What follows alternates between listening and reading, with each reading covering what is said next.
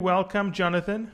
Thank you very much. It's a pleasure to have you on the show. You look like you have a very nice setup there and you're all good to go. Thank you. This is my home office, and I enjoy working here, although I go into Cambridge when I need to. Well, it's very well set up. I can see why you enjoy working there. So you've got some interesting work that you're doing with your colleague, John Wass. And what I want to talk about today is the work you're doing, which I know has shown up in certain articles in the Harvard Business Review and so on.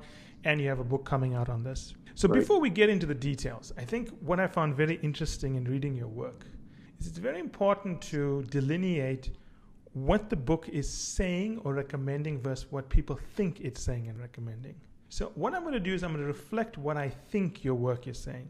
And I think that will help the audience because they may have the same assumptions or maybe even misinterpretation, okay?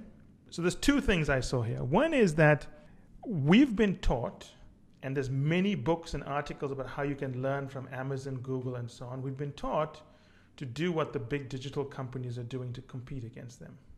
But what you're saying is that to compete against these guys, you have to do what only you can do, that they cannot replicate.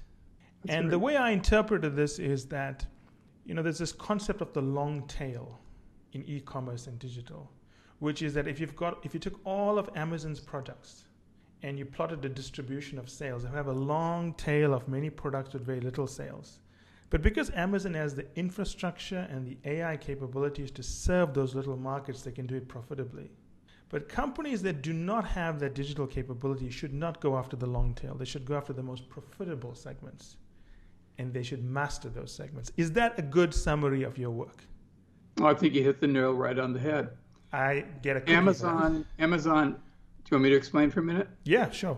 Yeah, Amazon and the other digital giants, ironically, became masters at a market that nobody else could do well. And that's the small customers, typically arm's length, in a typical company, say a distribution company or a retailer. You've got thousands and thousands of very diverse customers. And frankly, the regular companies didn't know what to do with them. Along came the internet, and Jeff Bezos, along with Jeff Wilke, who was a former student of ours, figured out that they could go after that market with rifle shots. Mm-hmm. And then they structured their entire business model around going after only those customers. And I really emphasize that because for most of the market, Amazon doesn't serve it. Yes. But for a specific market segment, that's what they do, and they do really well. And many companies have an instinct, many managers have an instinct to try to hold on to all their business, including that market. And they'll just dissipate all their resources going after that, trying to hold on to what Amazon does so very well. So you're absolutely correct. Yeah, one thing I've noticed in talking with executives is that with the advent in digital and all the capabilities it's made available at a really low cost, rather than using that to consolidate their position with customers that are very valuable, they interpret the advent of low-cost capabilities as a chance for them to serve everyone. So they end up diluting their capabilities even further. And you've got a good example of that with Custom Research in the book, the company that was doing research around the world. It's a good example because with all this capability of serving people, they didn't realize that the back-end costs were so high. And eventually they were losing profits. And so let's talk about that. I think that's a good example for the audience to understand. Very good. Basically, companies have three big segments within their business, most companies.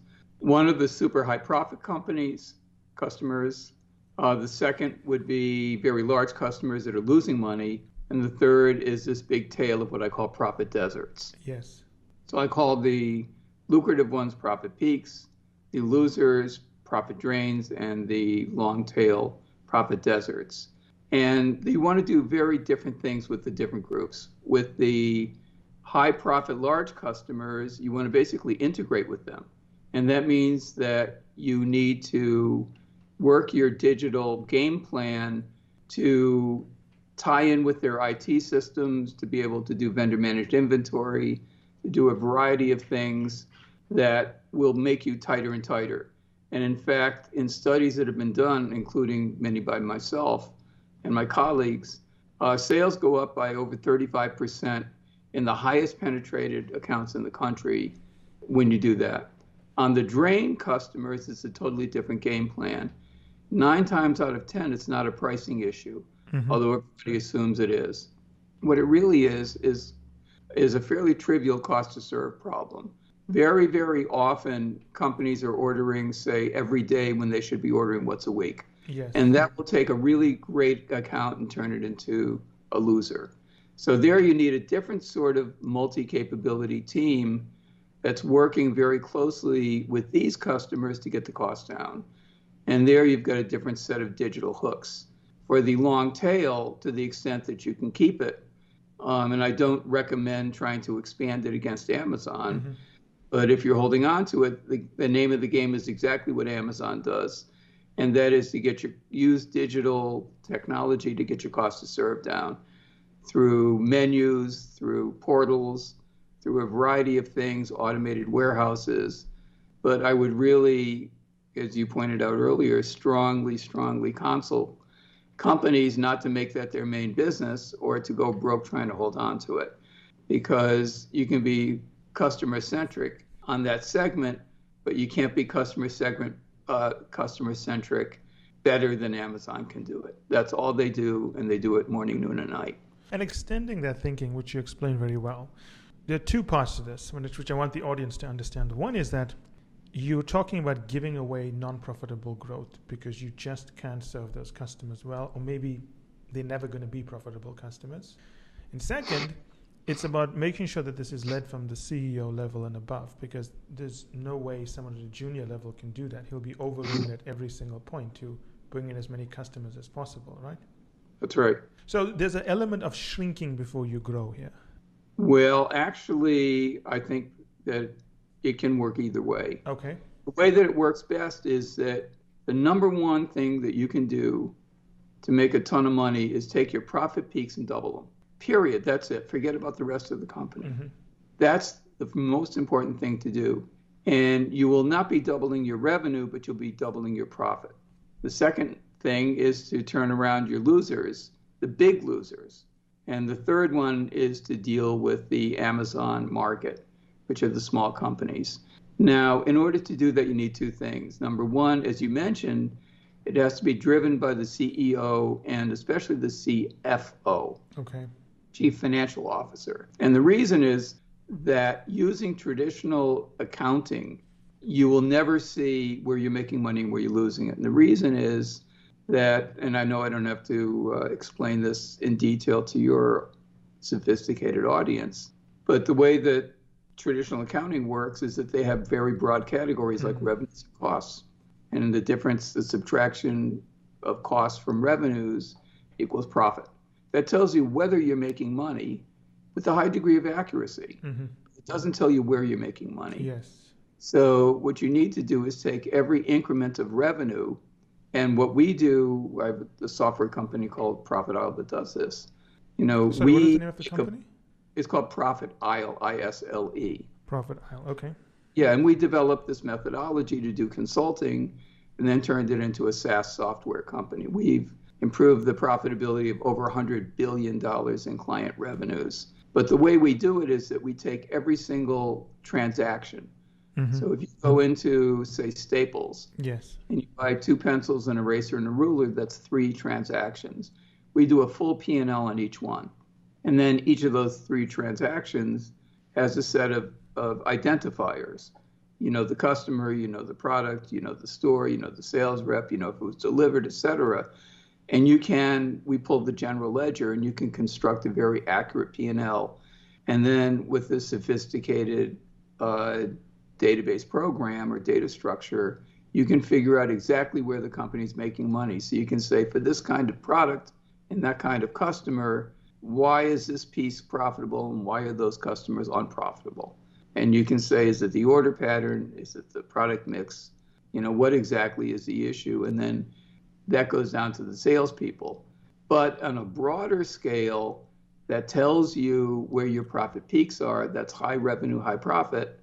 And there you want as I said before, you want a multi-capability team that's all over them. And that's all they do, morning, noon, and night, not the route salesperson, but those experts doubling their volume of high profit business. And for the drains, you want another type of multi-capability team that will turn them around. Mm-hmm. And all they do morning, noon, and night, it's like a bank workout team, is go to these big, low-profit customers and make them more profitable.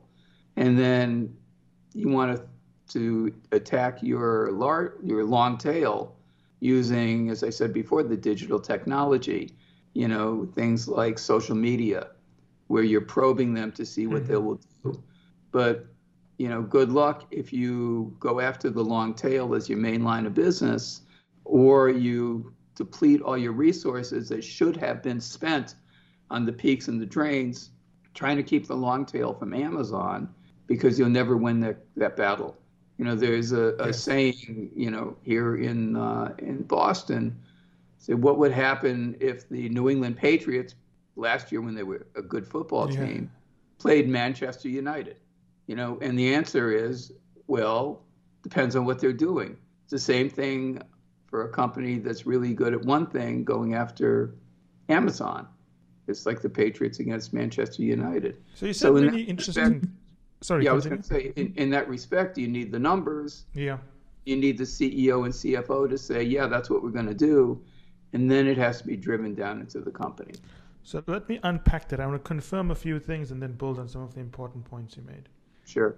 You talked about creating a P&L at the level of a customer. Is that correct? At the level of the transaction within the customer. Every time any customer buys anything, that transaction gets a full P&L. And then you can aggregate that up to the level of a customer to know who's your valuable customers. That's right, or a product. Or product, yes. You talked about products. Or products, so you know what's your best products, and then you can compare that against who's your best customers, right? Correct. Then, that's correct. Once you know who those valuable customers are, I'm guessing now, and also projecting the lifetime value of those customers, you're saying that, and I agree with this part, you've got to focus on the highest value ones to serve them well, using the things that you do better than the digital companies. That's exactly right. And there's a wide open playing field. It's typically higher service. Yes. Doing more integration with companies, doing turnarounds if there's an issue, and not simply going after, the millions and millions of customers, using digital technology. You said a couple of things in your writing that I thought were counterintuitive that I've not seen before. So let's go through some of those. The first one is many companies, when they want to raise revenue, let's assume they've identified their high value, high margin, most profitable customers and transactions and so on. The first thing they do is they say, these guys are loyal, they trust us, they know us, let's raise our prices. But you are making the case that it's better to lower the costs and pass on value to them, and they would come to you out of loyalty. I've not seen that many people talking about that. Do you have some examples of how that works? Sure, I'd be happy to. And if you go after your best customers and you raise price, then it's going to be counterproductive and they're going to get angry. Yes. And leave. What you want to do is increase the value package so that the value to price ratio goes up. You do that by coordinating with them. So I'll give you a specific example. One of the very early projects that actually I did with the team in Toronto, Canada, of all places, was for Baxter, the big healthcare company. Yeah. And they were in constant price wars. They supplied intravenous or IV solutions to hospitals, sets, and things like that were commodities. And they were in constant price wars with Abbott and the other big players. And they didn't know what to do about it. So they asked me to come up and work with the team and their managers. And, we looked at Baxter. They were very efficient. We can always find a rock or two to look under for a couple of % gain in operations, but they were really quite good. And then I was flying back to Boston, and it occurred to me, what happens after we drop the products off at the hospital's dock? And, so I went back the next week to Toronto, and I asked, and people said, I don't know. And I said, how can you not know? I said, well, it's not my business. I drop it off. It's their problem. And, the quick answer is it's not their problem. It's your opportunity. So we had a couple of salespeople take us into major accounts, Toronto General, Sunnybrook, and a few others up in Toronto. And we took a quick look at what happened. We literally physically followed our products from the dock to the patient's arm. And what we saw was that there was massive duplication between what Baxter did and what the hospital did. And there was massive diseconomies of scale in the hospital. They couldn't put together the systems that a company that was a distributor could do. So basically, we invented a business that's now called vendor managed inventory, and this is how it was invented, where we would place somebody in the hospital, an operations person and not a salesperson, and the person would go to the different wards and clinics and count the product. And we got very good at it, where we only needed to count 10% to get the right answer. So that saved a lot of money. And then transmit it down to our warehouse. We would pick it using automation into totes or bins for each patient care area or clinic, and then send it over, and our person would put it away at night. So 3 things happened. One that I expected, one that surprised me, and one that I never would have seen coming. Number 1, we got the hospital's cost down by about 30%. And without raising our price, we got a new chunk of value that we could then recapture, either in terms of volume or sales or even a price increase, but it was well warranted by the value we were creating. When people say a price increase, they usually mean without doing anything else. I'm just going to raise my price. If you create a 30% cost drop in your customer and you capture 10% of that as a price increase, they don't see it as a price increase. They see it as good money for great value. Number 2, we got our own cost down by about 30% because we now control the order pattern. So if they were ordering every day, we could give them a little more inventory and they could order once a week. And that had a huge impact on our cost. We never could have done that unless we controlled the inside ordering system within the customer. And number 3 that I mentioned earlier, sales went up by over 35% in our highest penetrated accounts in the country because of the relationship that formed between our person on site and the head nurses. It's like the sergeants in an army. They're the ones who really make it work. And they got used to working together. They found more and more and more efficiencies. And so that's an example where we got our cost way down. We got the hospital's cost way down. Our sales grew. We could have increased our price by, 10, 15, 20%, and everybody would have been happy. But the right thing to do is to take that money, we keep our cost savings, but to take that money and invest a portion of it, increasing the value package.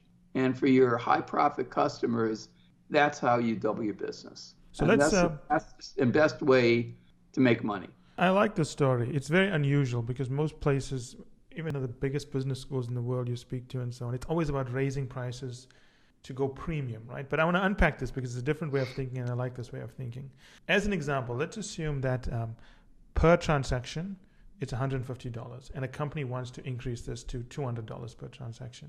What you're advocating, and I like the logic behind it, is rather than raising your prices from 150 to 200, why don't we look at what is our cost to serve this customer? And let's look at what is the cost the customer incurs in interacting and managing this process. And if we can lower the cost that we incur by walking in the customer's shoes and helping them, and through the process lower the cost they incur, our margin goes up and we get the same effect as a price increase. But they also benefit on the customer side. Their costs go down. That's exactly right. The question is not how do I raise my price? The question is how do I raise my profit? And it's in a manner of speaking, you're saying how do you become more efficient in your revenue base? That's right. I'll give you a second example. You actually, in a lot of cases, you want to actually lower your price as an incentive to have your customer behave differently. So we did work with one of the biggest trucking companies in North America, actually. There are only a couple of really huge truckload companies. This is one of them. And they had looked at their profitability and, tried to raise their prices, but they were competing with another giant or two. They couldn't do it. So we took a look at it, and we saw that when they looked at their profit, they were in trucking, there's sort of 2 legs. You send the truck out full and you take it back either full or empty. Out is called the head haul, back is called the back haul. So they were looking only at the head hauls. And we said, no, that's wrong. You have to look at the head and the back haul. or repositioning the truck called the triangulation. And what we saw was that the number one important profit factor in the system was how soon they could be notified that there was a head haul, that there was load to go, because if they had a week notice, they could line up a very lucrative backhaul. And if they were on the spot market the next day, they got killed or they didn't have anything. Yes. And so we could go out and say, as a courtesy, we'd really, we have a great relationship. We really would like a week's notice. If you can't do it, you can't do it. But if you can do it 70, 80% of the time, that would be great. But we could have said, we had in our back pocket, we could have said, we will give you a 20% discount if you give us a week notice. We could have lowered your price and we would have made twice as much money. So what it goes back to is the mentality that marketing owns revenues, sales owns revenues when they should be owning profit. Because in the old model of accounting, sales and marketing own revenues, operations owns cost. You maximize your revenues with one group, you minimize your cost with the other, and that should maximize your profit. In fact, that's wrong. In every company we've ever seen with over $100 billion in client revenues under analysis, maximizing your revenue and minimizing your cost does not maximize your profit in any way, shape, or form ever. Number one. Number two, gross margin is not statistically predictive of net profit. So you can have a very high gross margin and be losing your shirt on net profit. The only way to really understand it is to do what I said earlier and do a full P&L on every transaction, and then you can see exactly where you're making money and where you're losing it. Yeah, it makes sense. But I think there's no buts. I think the focus on gross margin comes from an industrial age where it made sense to do that to some degree. Well, that was the only thing you could measure. I mean, back 30 years ago, when I was in business school, 40 years ago, in the 1970s, they didn't have PCs. They didn't have an internet. And that was, 40 years ago. And the only, they could get revenue. Yes, they could get that. That was, from the mainframe. And they could get cost of product from the mainframe. And everything else was a mess. And they could just put it into these big piles. Today, we have powerful enough technology so that you can do that. Yes, but there's an important point you also make in your work is that with the advent of big data and AI, the fact that you can measure everything, don't measure everything, measure what is important, right? Well, that's absolutely right. And, for what I'm describing, you don't need AI, by the way. You just simply need a little bit of computer power. So let's go back to some of the other insights, right? Sure. You said something in your work which I thought was very counterintuitive, but it makes sense when you think about it. You said when you have customer support teams serving the different profit categories, peak, drain, and desert, you recommended having different teams servicing each group. Now, I've not seen that because the way most companies operate, support centers are a cost center, and they try to get massive economies of scale. They have no way of prioritizing and scheduling calls that come through, tickets that come through. Well, some companies do it differently. I know, for example, American Express, they do have it tiered and scheduled. But let's talk through why you should have different capabilities in customer support serving the different groups. Sure. And in the case of Amex, they're tiering it like a hotel by revenues. Yes. So they should do it by value, as you mentioned, by transaction. They should do it by net profit. Yes. That's exactly right, by dollars or currency of profit. And the reason why they do it the other way is that way back in 1930 and 1940, you had route salespeople going around with stuff in their trunk. And it would be ridiculous to go past a customer when you could stop. Because somebody else would have to drive over. And so you wound up having this route sales model, and that became the basic way that sales is done. And people have not thought about how it should be done today when serving a customer, can be done by Zoom. Yes. Or Skype. And, you don't need to have geographic proximity. And in fact, and you also didn't have as much opportunity in the old days to knit in and integrate your company with your customers. So you had these two huge things that changed, which is basically the internet and computer technology. And nobody changed the basic business model. Mm-hmm. And I say this as somebody who's taught business at MIT for 30 years and I have a doctorate in business from Harvard. Shame on the business schools. Yeah. They're teaching 40-year-old way of doing business. And what do they expect that people will do when they get out and graduate? And what that also says, again, as a business school professor, is that having somebody, major in sales or marketing is ridiculous. Because if you're on a multi-capability team working with those really top customers, you're not just going in and selling, but you're selling profit increases and cost decreases, right? So for a salesperson, the big money may come from getting an order earlier. It may come from ordering less frequently. It may come from a different product mix. It may come from joint co-design of products. And so people have to be much more A, generalists with respect to the business functions, but B, they have to be really much more expert in change management. Change management within the customer. Mm-hmm. That's the name of the game. So sales today is change management within the customer. And for the Baxter example that I gave earlier, the number one driver of value and the number one change issue and the driver of sales was supply chain. Mm-hmm, mm-hmm. It was a supply chain innovation.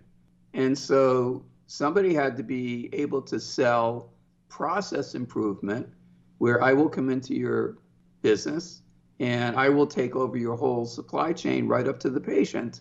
And that's so different from somebody who goes in and sells the next product or raises the next price. So for salespeople, they've got to talk supply chain. What I say to my students at MIT is that the most important thing as a manager is to be effective. And to be effective, you have to understand the range of business improvements and change management within your key customers. That's the number one thing that people have to learn.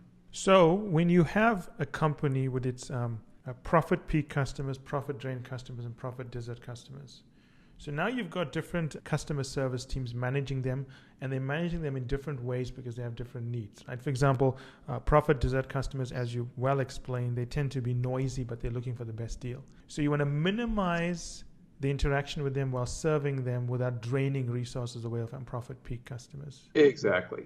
Okay, now, which is interesting because in the age of social media, it's the profit desert customers that cause the most noise, draining away management's attention, right? It's the loyal customers who tend to be more understanding and forgiving sometimes. But the part I want to talk about here is we talk about current profit peak customers, but you also mentioned companies need to look at previous profit peak customers who have moved away to different suppliers. Okay, so that part makes sense, all logical. Now let's assume you've got a customer service center. It's getting in a call or an email from someone that is either not a current profit peak customer and at a past profit peak customer. How does that customer service center know how to manage this new ticket coming in? What are the tips here to know how to allocate resources? Okay, two things. Number one, if it is either a current customer, which you excluded, of course, or a prior customer, we can, or you can tell whether they're a peak drain or a desert. Yes. And we actually put the icon into Salesforce. Okay. So when it comes up on Salesforce, you've got their whole buying history. Wait, so you're saying that on Salesforce right now this capability exists? We insert it on Salesforce. Okay, so you build a customized software, and if someone is using Salesforce, you'll put it in for them. We insert that information into Salesforce so it shows up on the screen. Okay, makes sense. That's exactly what we do, yes. And we do it for a number of companies. It's pretty standard for us. So that when somebody walks into a store, let's say you've got a furniture store, and somebody walks in and, you say good morning, and the first thing you do is say, what's your phone number? Mm-hmm. And so you get their phone number and their entire sales history, whether they're a bargainer and a drain or a loyal customer who their favorite salesperson is. In the case of furniture, if they want warranties, which is where the big money is, and so on and so forth. Whether if you take a look behind me, I'm from New England, I'm from Boston, you're not going to see a lot of, chrome and white leather. Yeah. So, they know where to show me and, that sort of thing. So for a past customer or current customer, It's easy. you can have that at your fingertips. But for a prospect, Yes. Hi, I'm Jonathan. I don't know you. I'm interested in your store. They will have profiled their peaks and drains and deserts, and they'll have 3 or 4 questions that'll pretty much give it away. So this is like when you go to a car dealership, they ask you a few questions to qualify the lead. Exactly. What town do you live in? What do you drive? Do you drive a lot or a little? Mm-hmm. That sort of thing. Exactly. So that you have at least, over a 60% likelihood of guessing right.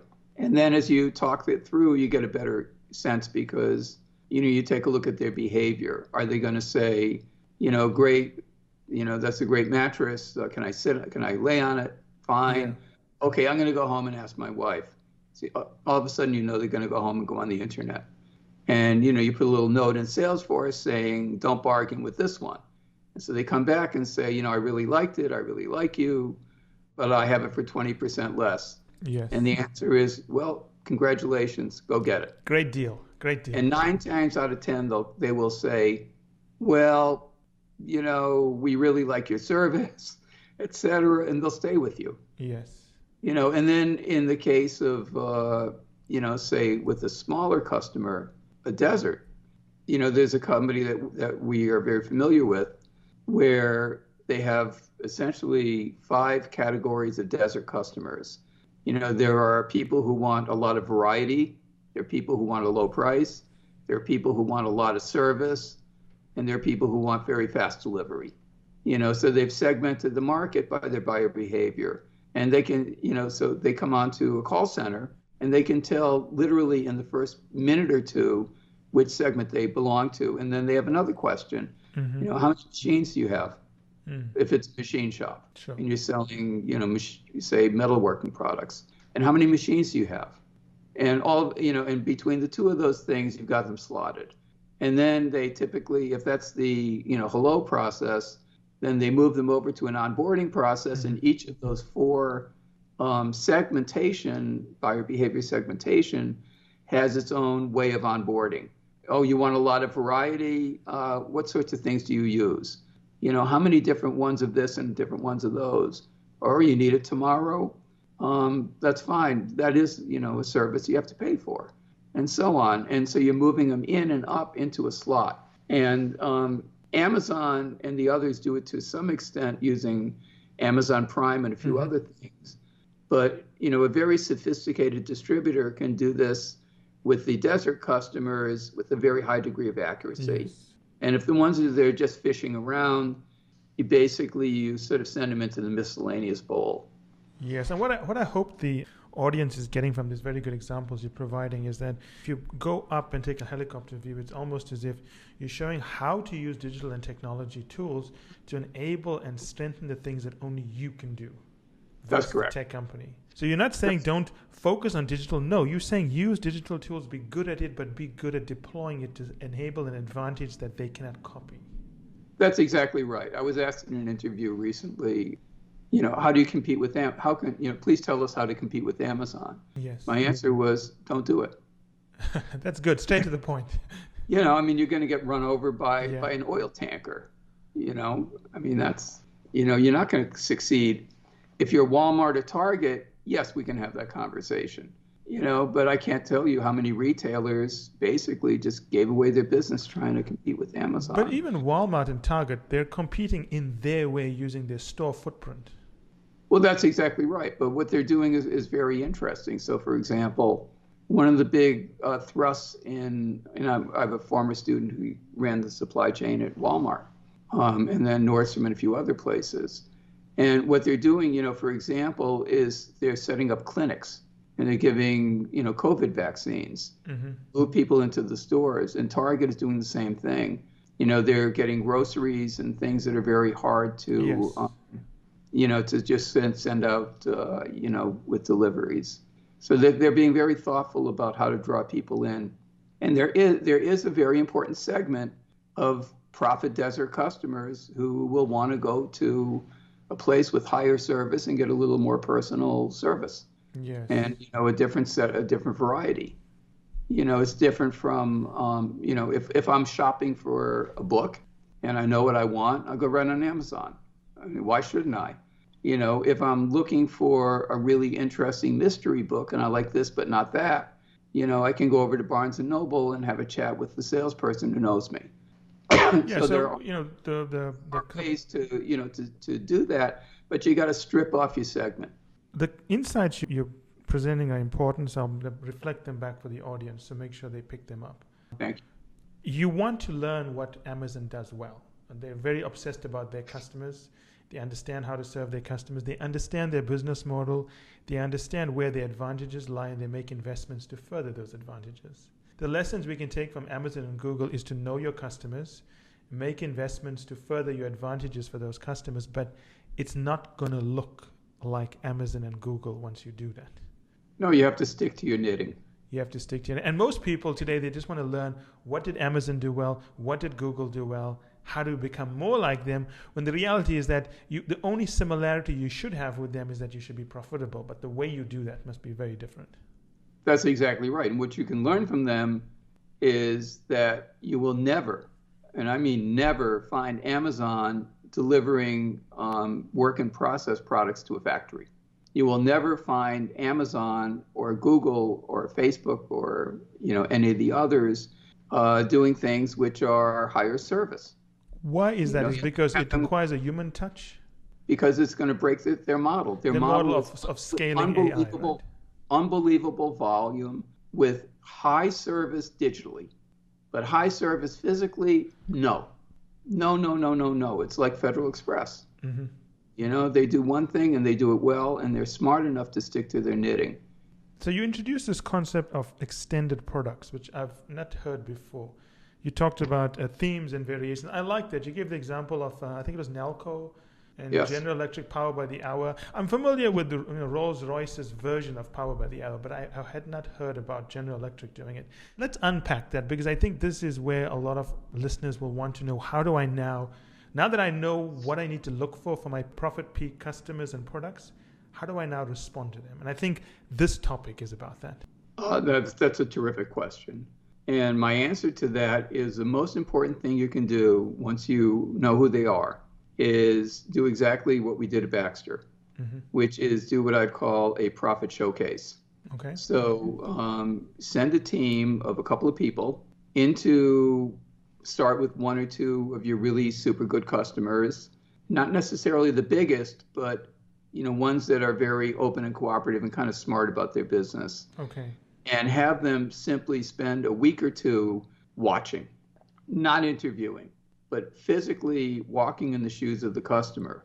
Follow the product through, see how people sell it, see how people order it, see how people use it, where they're having trouble, where they're not having trouble. And based on that, you can then go back and create a cost model that we call a channel map of how the product goes through, the timing, the location, the issues, and you'll see a way to find value that the customer, and I repeat this, that the customer didn't see. Mm. One of the really brilliant capabilities of Steve Jobs, and I highly recommend Walter Isaacson's biography of Steve Jobs, is fabulous. His brilliance was that he never did market research. Mm-hmm. Repeat, never did market research, because he didn't want to do what everybody else was doing just a little bit better. You've got phones, put them in colors, like Nokia did. That was their big breakthrough. Steve Jobs wanted to change the way that people did things. And you cannot do that through focus groups and other types of market research.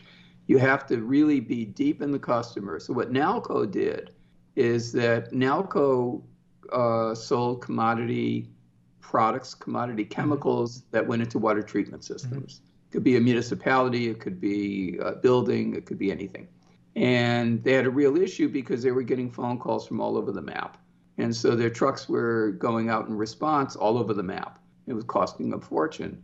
So they thought, and they kind of stumbled into this, my goodness, let's put, and I know this sounds kind of trivial now, but back 20 years ago, it was a real innovation. Let's put a monitor in the tanks so that we can read it at a distance, wireless. And then we can see, when we're doing a route, should we stop here? Should we stop here? So they did that, and they saved a lot of money on the trucking. They also figured out that they could schedule their plant a lot better. And that saved a lot of money.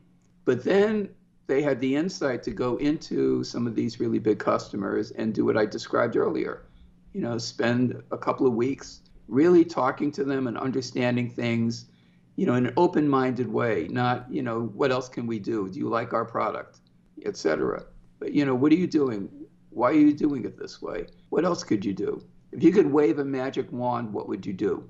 And what they discovered was that one of the really big problems in a water treatment system is that the engineers didn't know until after the fact if it was working right or whether there were problems and it was inefficient. So the Nalco engineers said, aha, we can figure that out immediately, because if it's not working right, we know what the rate of drawdown would be relative to the theoretical rate if it is working right. And so it's a little PC program, so they started tracking this. And if there was a problem in the way that the water treatment system was operating, they'd immediately call the engineers and say, we see a problem. You're using too much of this and not enough of that. And they could immediately adjust it rather than a month later seeing, what their bills were. And that became their competitive advantage. So if the cost of the chemicals were, call it $1 million, and the cost of having the water treatment system of the city of Chicago running badly was, call it $20 million, it was a no-brainer. You've got $19 million of value. It was a no-brainer to raise your price. So call it a service charge, call it, something or other. And once you got that system working, the competitors couldn't touch you. So how would Amazon compete with that? And the answer is, well, they might be able to eventually construct it. They can't put the gauges in the tanks. They don't have the relationships with the engineers, and so on and so forth. And that's how you create an extended product. So there's a couple of interesting points here. You want to compete in a way that if the tech companies try to copy you, it breaks their business model. That's the first point, right? Exactly. Then the second point, and this reminds me of all these wonderful National Geographic shows I watch. You almost have to be like a customer anthropologist. You have to watch them in their natural habitat. That's exactly right. And that's a wonderful analogy. Thank you. I may use it in class. By all means, go ahead. So you've got to watch them in a way where they're not disturbed, where they're experiencing things without any interruptions, and you can, it's like those Star Trek movies whereby you can observe a society, but you can never interfere with the society. Exactly. So I think this is the part most people miss, because they do research in labs, not with their customers. That's right. And if they do, sorry, continue. If they do research, I'm sorry for interrupting. If they do research with the customers, they're typically saying, you want mint coffee? Yes. Do you want peppermint coffee? And you say, well, I know what coffee is and I know what mint is. No, I'm not sure. Somebody says, do you want a camera on your telephone? Whoa. Yes. What is that? But I'll tell you, we're here. We have 2 grandchildren over today, and the phones are clicking. Yes. When's the last time somebody bought a camera? And I don't mean a high-end Nikon. I mean, a little, we don't buy brownies anymore. Yes, and it's available immediately, and it's digital. And Jobs and and Bezos and Gates, the one thing they did that nobody else did is they thought out of the box. And yes, they said, sorry, continue.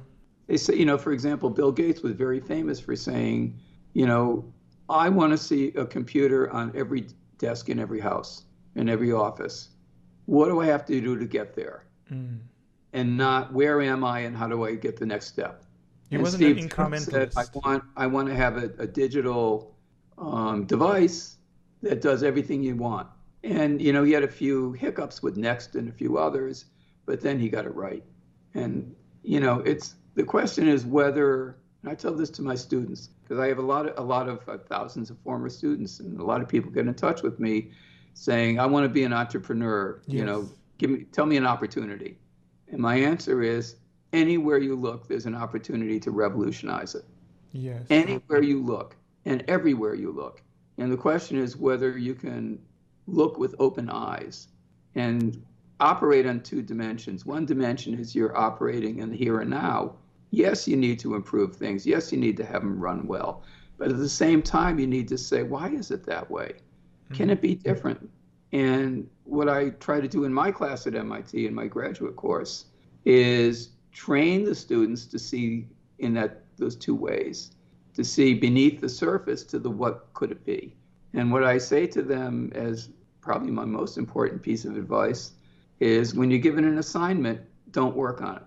Because most students, who go on to important consulting roles and operating roles, coming out of MIT, I say the typical workload for one of our former students, I know them all. Yeah. I mean, they're up and down all of the companies that, great companies that may be listening in.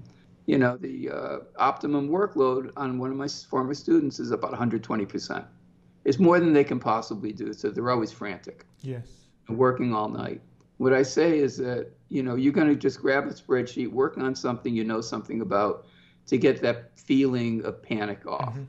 And I say, what you really should do is stop and take a walk by the river. MIT is on the Charles River. Let's say, take an hour walk and say, what are they really asking me to do? Is that the right thing to do? Is there a better way to do it? And yes, then we have to have a discussion about once you figure that out, how do you move people to it? Because you can't just say, dear CEO, change the company. You have to figure out how to do demonstrations. I mean, there's a whole methodology of change management. Yes.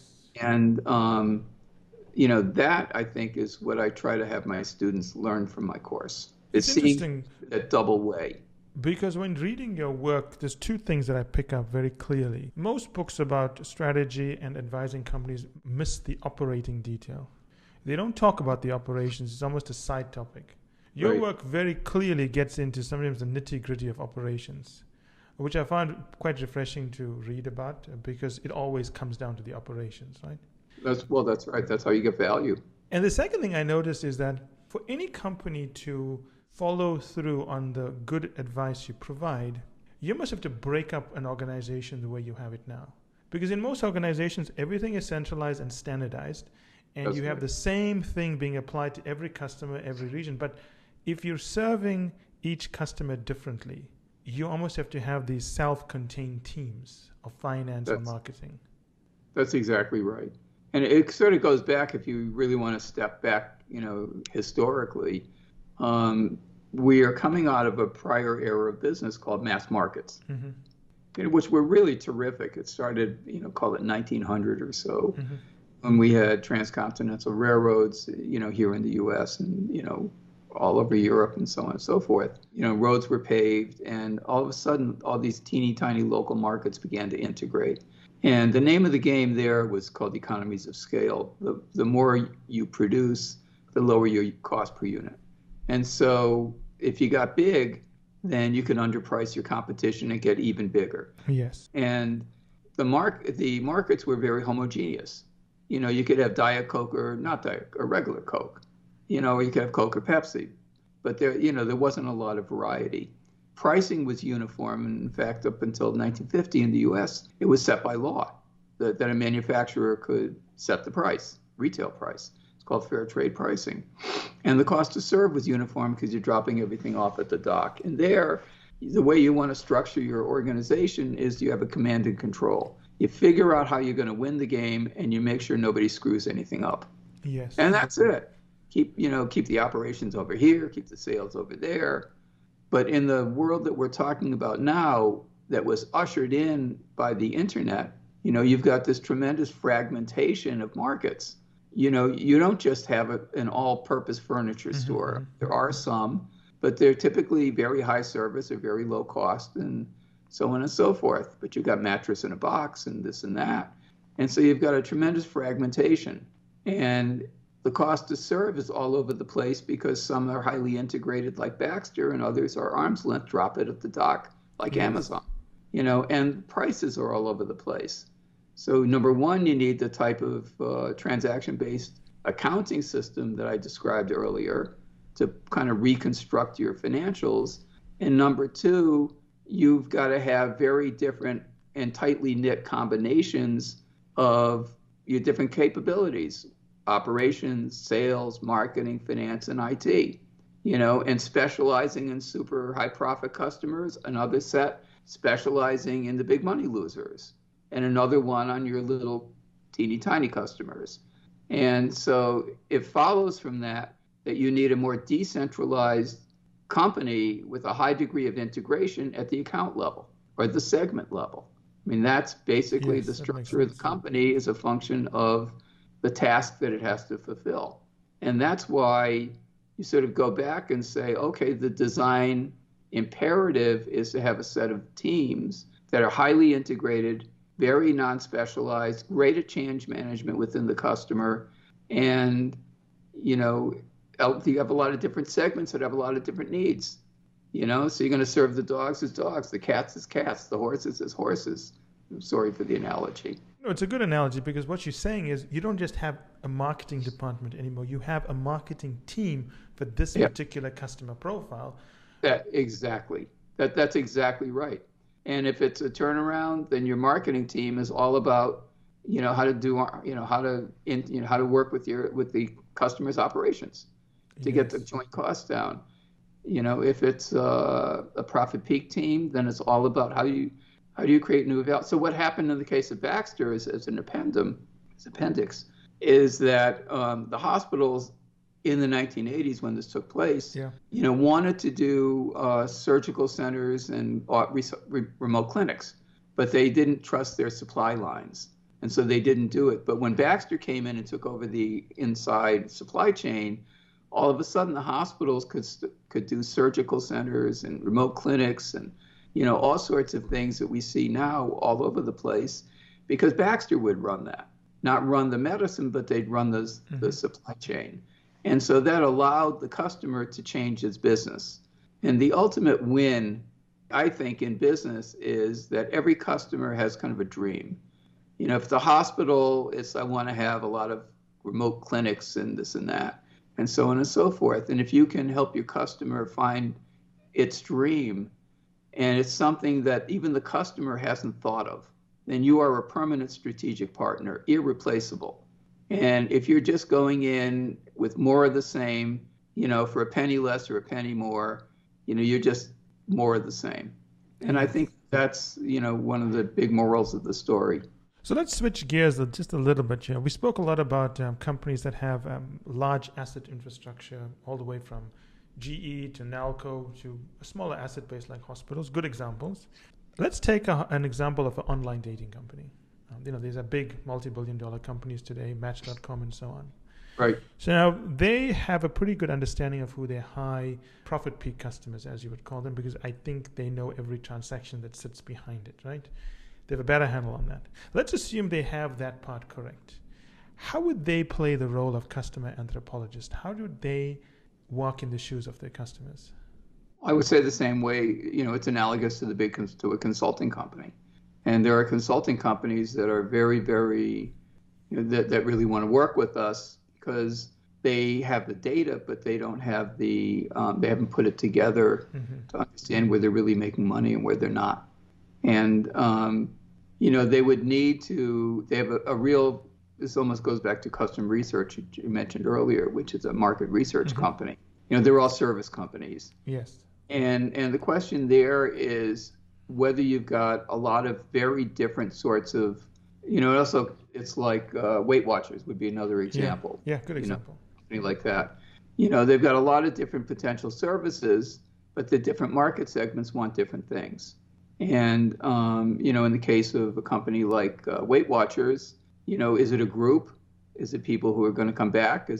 Can you load in food? Can you load in, health? Can you make it more of a general health company? For the dating companies, yes, they can specialize in dating. Is it going to be on a certain religion? Is it going to be on a certain age group? If it's on an age group, say the silver-haired set. I've married 46 years. I've been together with my wife for 46 years, so I'm not a customer. I put that out on the internet. before my wife sees it. But, you know, for people in my set who may have lost a spouse, it's a very different calculation. Yes. You know, it's you're looking for something different from, you know, kind of the pizzazz. You know, you may be looking for a stable relationship. You know, have you met the kids? What are the kids like? You know, So, on and on, so that you can really kind of drill into the segment, you know, by getting to know the people of the segment. so And in I this think particular case, sorry, you want to say something? yeah, I was just going to say, because I just wanted to tie it in with one thing, if you'll excuse me. No, go ahead. Go ahead. I think that's the basic argument, which is a very good one for diversity. It basically says if everybody sitting around, you know, the room making a decision looks like me, you know, you're going to get something for me, you know. But if you're selling to, you know, younger women or, you know, teenagers or one thing or another, you know, you really need to have people who walk in those shoes. So for services companies, it's a question of talking to customers because it's pretty hard to walk in their shoes, I'm guessing. Well, you wouldn't want to, you know, be be in the back seat of the date. Yeah, that would not be fun. So here, what I'm trying to drive into here is that you've got to be very careful about not asking leading questions when you talk to your customers. That's exactly right. My father used to tell a joke, and I told this to my thesis students at MIT. You know, back in the 1950s, every joke started with the man walks into a bar. Yeah. So a man walks into a bar and he sees, you know, 3 people at a table playing poker with the dog. And he walks over and says, you know, this is amazing. You know, I've never seen this before. Can you really play poker? And they say, yeah, but he's not very good. Every time he gets a good hand, he wags his tail. So I say to my students, don't wag your tail. You know, when you go in and you do an interview, be open-minded. Don't show them the answer you want. And very often you know, the questions are leading questions. You know, should it be red or blue? Instead of, you know, if you could wave a magic wand, what kind of product would you want to have? Yeah, I agree. I think this is the biggest point because we all know what to do and how to do it, but when it comes to using those tools, there's little nuances that separate a great leader from a weak leader, right? That's exactly right. Or somebody who's really insightful and creative. Yes. If you're very insightful and creative, the price you pay is that you have to be good at change management. Yes, and coming back to service companies like consulting firms and dating companies and so on, building extended products, the same principle applies, right? Correct. So you would find a need, you would go through their sort of a day in their life or walk in their shoes and see how you can add more value to their life by doing something they need, but maybe they're not seeing it. Well, that's exactly right. I'll give you an example of that. We did work with one of the big financial services companies, one of the really big ones. Mm-hmm. And the question was, you know, what can we do for our good customers? And, you know, we figured out who they were and so on and so forth. And the project was actually called, as you say, A Day in the Life. That was the name of the project. And so we went out to visit a couple of dozen of these really terrific customers. And, you know, you're basically pricing a loan. I mean, you know, money is money, right? Yes. It's hard to differentiate, you know, money from money. You know, but what we found was that the way that they figured out risk was, you know, they were very careful in doing a risk profile of every big loan. These were very big loans, you know, for acquisitions and things like that. And, you know, so somebody came in, had a loan application, they'd put them in line. 2 weeks later, they'd say, yeah, it's a good bet. Mm-hmm. And, you know, it was driving these people crazy because they were on, you know, 24 hours, 36-hour deals. And we said, look, if it's one of these customers, put them in the fast lane. And, you know, every month do a risk analysis. And they said, what do you mean? They're not going to have loans every month. We said, every month do a risk analysis, you know, so that when they come in with a deal, you can say yes on the phone or no. And that was worth a quarter point of interest, which is a fortune. Mm-hmm. Because for them, it wasn't about the cost of the loan. It was about whether they could close a deal on the best deal fast enough. And nobody sitting back at the bank would have seen that. They'd have no idea, no concept. But when you actually went to the customer and you spent a day or two sitting with the customer and listening and watching, you pick, you know, somebody would call with a deal and they say, God, we're not going to be able to get the money. Let it go. And so they were losing their best deals. And, you know, we saw that just by watching. So let's just unpack this, right? Because very interesting things are happening here. One, risk management usually is centralized at the bank. And there's one standard process that's being applied. And what you're saying is that given the different customer profiles, maybe we need to apply a different way to, not necessarily score, but the way we give the decision on risk, the timeline attached to that. Well, that's right. And what's really important is that and I can't tell you how many times I had to, every meeting I started by saying, I am not changing the risk box. Yes. I'm not saying to take riskier loans, but for the run of the mill, somebody's building a building and, they need a mortgage and blah, blah, blah, do it the normal way, put them in line. Yes. Because they're not going to care about another week, but when you've got a PE company chasing, a $50 billion deal and they can get it with the 12-hour turnaround, but they can't if it's 48 hours, and they're doing enough business, then keep your risk profile current, even if they don't say they need it today. So this is like the TSA. They're checking everyone. Exactly. But they let the pilots go in early. They let business class come in soon. And sometimes they even have expedited lines for some other customers who sign up to some program online. And if somebody says to you, it's going to cost $100 to be a TSA member and you fly a lot, say fine. You don't say, I'm flying on Tuesday, I'll call you Monday. Yes. Same deal.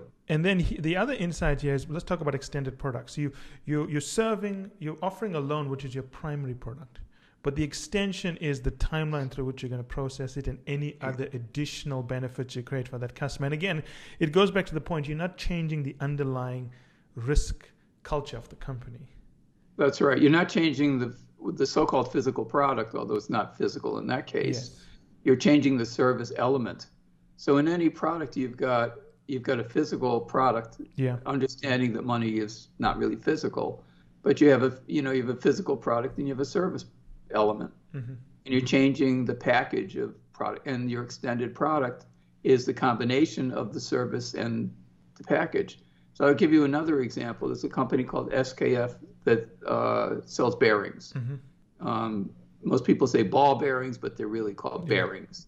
And how differentiated can it be with bearings? So they split off an aftermarket division, selling to people who needed replacement bearings. And they saw pretty quickly that they had two different segments. One were automobile shops. You have a bearing out in your wheel, and the other was machine shops. Yes. Or, you have a bearing in your machine. And so they sent people to spend time doing the profit showcase I described earlier and looking, and what they saw was that for the machines, the cost of the bearing was trivial, but the downtime on an important machine was worth a fortune. The most important thing actually was minimizing the downtime. So they put together these packages with sealants and maintenance stuff to eliminate the need for bearings, to minimize the bearing replacements. How about that for counterintuitive? But that was worth a fortune because it minimized the downtime, which was their big profit lever.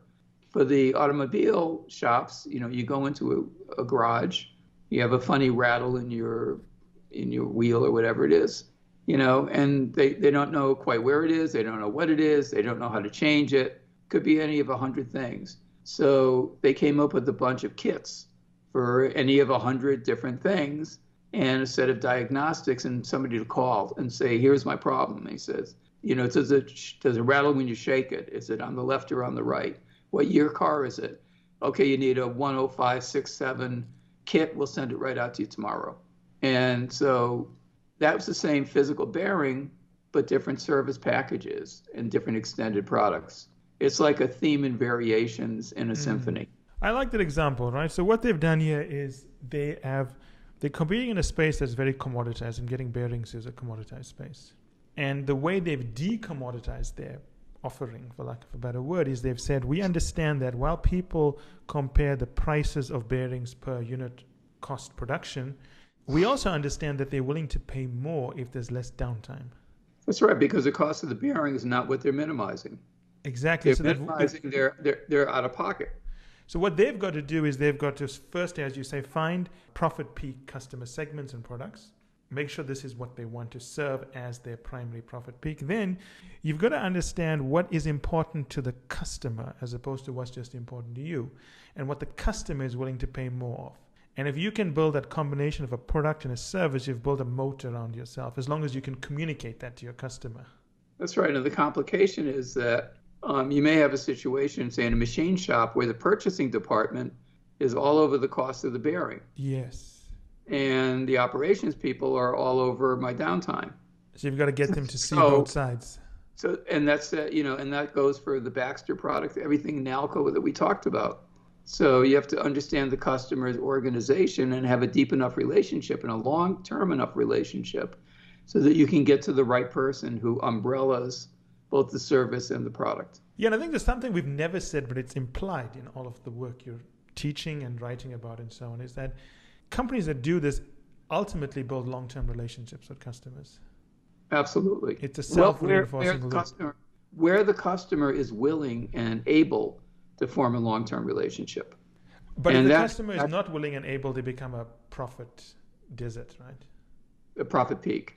No. If they're not willing to build. Oh, if they're not willing, then they're probably going to be a drain. If they're big, exactly. And they're going to be a desert if they're not.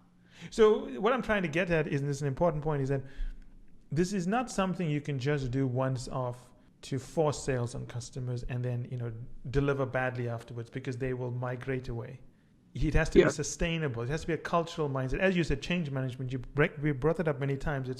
It's change management with the company first to adopt these principles, and then you've got to educate customers about the value you're bringing to them. Yes, it's a way of life. It's a way both of life. You and your customer. I like that. Thank you so much, Jonathan. That was such an excellent podcast. I enjoyed it so much.